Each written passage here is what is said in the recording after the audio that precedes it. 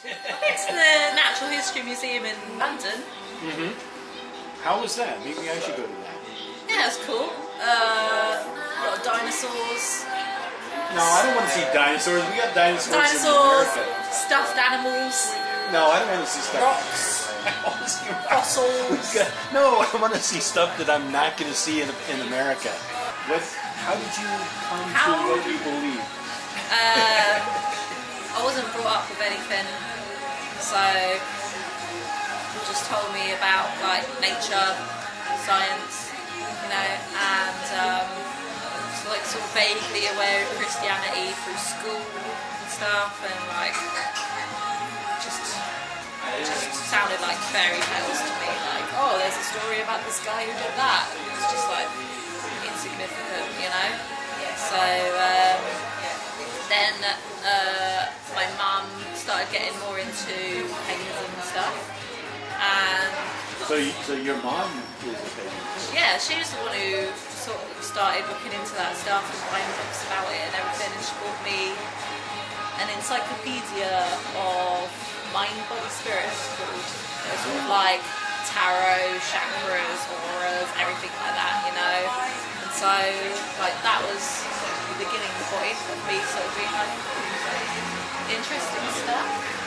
And then it was like around the same time that we got our first computer and could go on the internet and websites and be like, wow, like learning about stuff. And so I was just fascinated in the whole mystery of things, like the mystery of like history.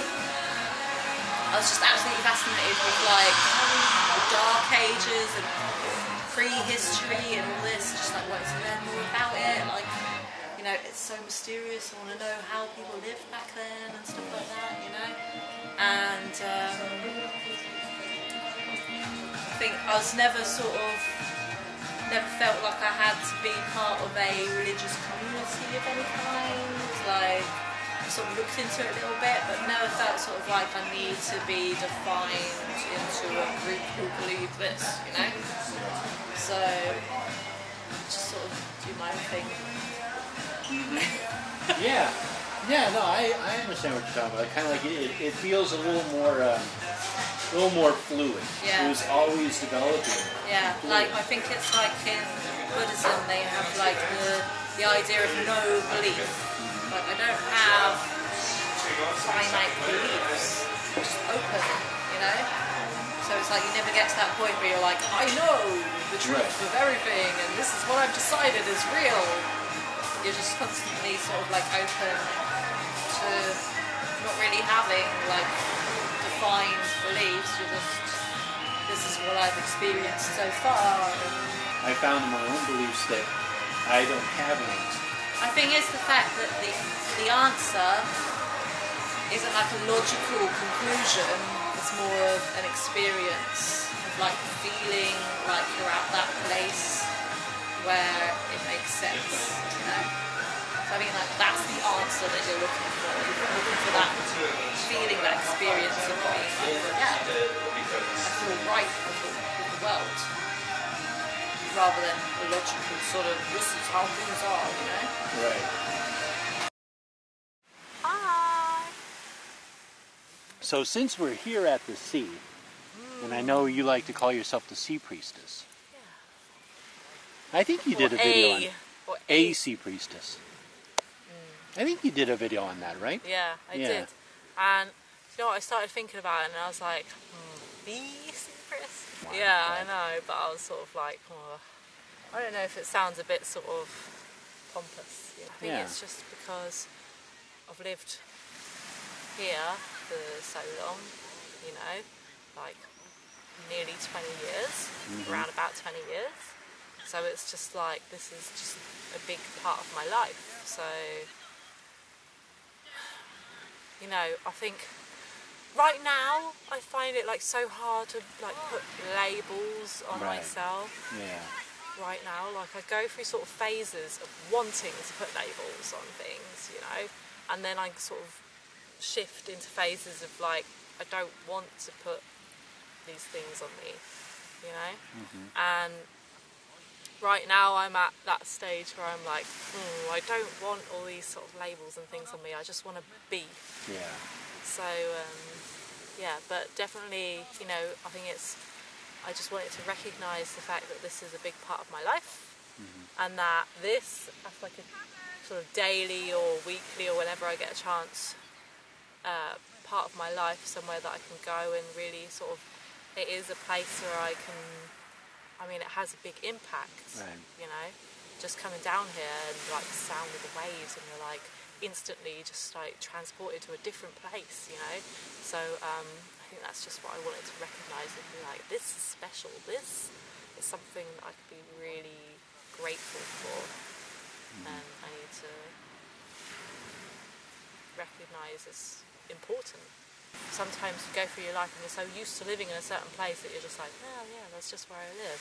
And then you sort of realise and you go, well, hang on a minute, like I'm amazingly lucky to live here and have this somewhere that is just like such an inspiring place to go to, and just totally, you know, takes you away from everything when you're here, you know, and you're connected to something raw and wild, Yeah.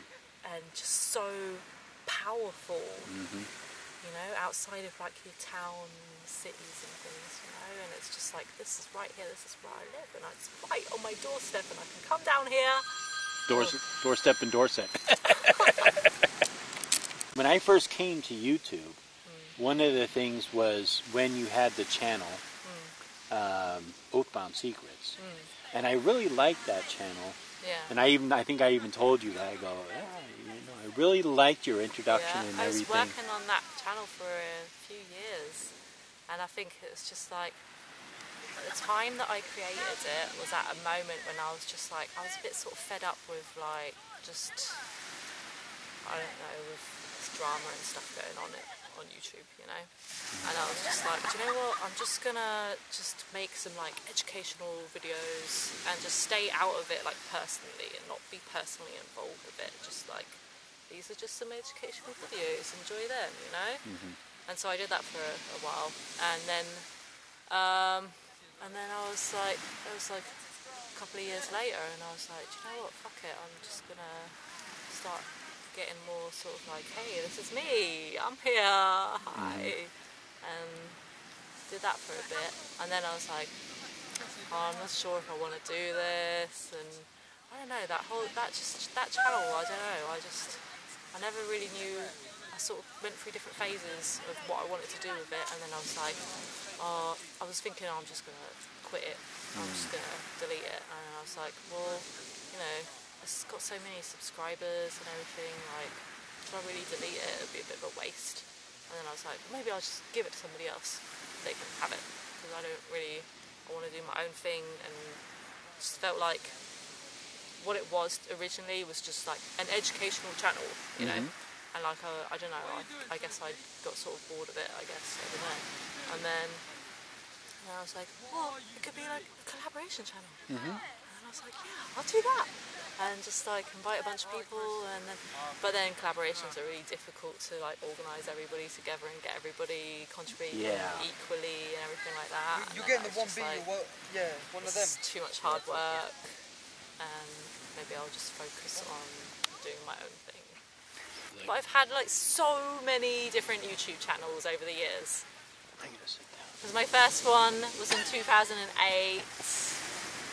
and that was my Princess Annika channel. Well, do you know what? It was going really well for a while.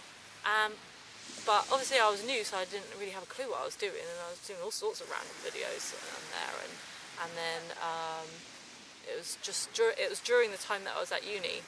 And then, like, towards the end of uni, I was just like... What is uni? University. So that was, like, the whole period of me being at university. And so it was, like, all sort of big new experience and stuff. And then towards the end, I was just like, no, don't want to do this anymore. Deleted it. And then had, like, another channel, and then a different one. And then kept saying to people, like, I'm so sorry, I keep moving and changing my mind, I don't know what I'm doing, I don't know what I want to do with YouTube, I'm not really sure. like if it's worth my time, or you know what kind of videos I want to make or whatever. So I think right now I'm getting back towards like focusing, and I'm like, do you know what, I'm just gonna have my Annika Garratt channel because that's me. You know, and it's just like, that's simplified, and it's just, I can just do a whole variety of stuff and get back to the simplicity of when I first started making videos on YouTube, and it was just me. And when I first, like my first few videos in 2008, like it was like, oh, let's call it the Annika Show.